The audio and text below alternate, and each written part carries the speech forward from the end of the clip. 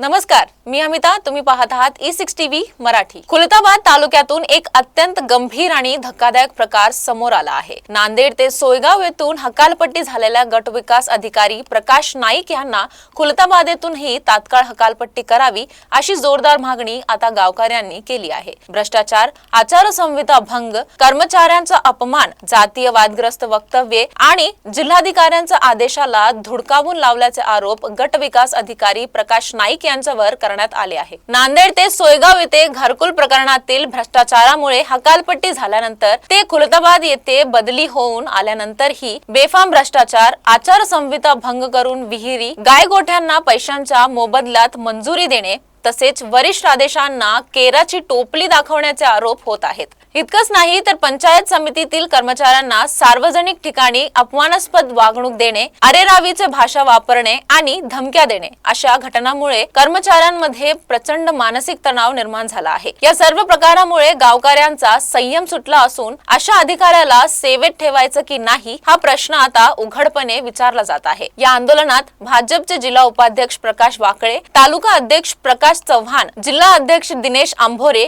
संतोष गायकवाड यांची उपस्थिती होती. गावकऱ्यांचा थेट इशारा आहे, वेळीच कारवाई झाली नाही तर परिस्थिती हाताबाहेर जाऊ शकते. आता वरिष्ठ प्रशासन काय भूमिका घेते आणि गट विकास अधिकारी प्रकाश नाईक यांच्यावर कारवाई होते का याकडे संपूर्ण तालुक्याचे लक्ष लागले आहे. पुढच्या बातमीसाठी पाहत रहा E6 टीव्ही मराठी.